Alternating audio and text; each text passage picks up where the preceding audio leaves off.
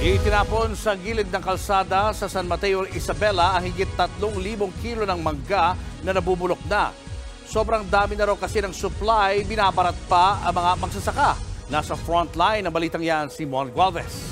Pagtatapon ng mangga.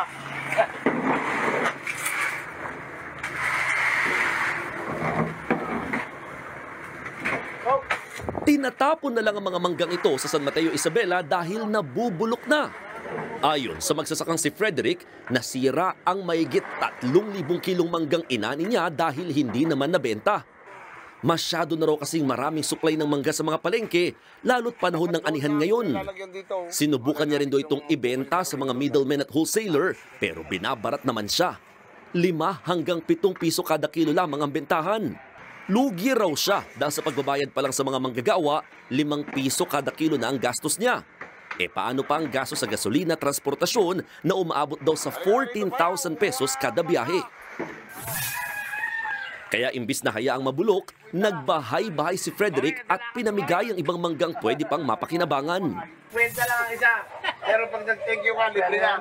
Kahit ako mabulok na mabulok, pwede pa lang po pakinabangan. Ipinamimigay ko na lang sa mga kabarangay ko kasi isa rin na pong barangay official po dito sa barangay namin. Nag-thank you ka, thank you. Libre. Inalmahan naman ng Department of Agriculture ang pagtatapon ng mga mangga.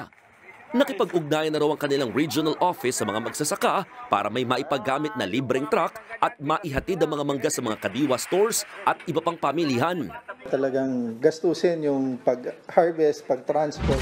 Kaya in-offer ng ating regional field office yung mga trucks na available sa region, available sa LGUs. Kasi namimigay din kami ng mga trucks sa mga local governments, sa mga cooperatives. Pwede rin daw ipasok sa iba't ibang programa ng DA ang mga sobrang supply ng mangga, gaya ng paggawa ng mango jam, dried mango chips at adobong mangga. Nagbabalita mula sa frontline, Mon Gualvez, News 5. Mga kapatid, Julius Babaw po. Iba na ang may alam at may pakialam sa panahon ngayon. Para sa frontline ng mga balita, mag-follow at mag-subscribe sa social media pages ng News 5.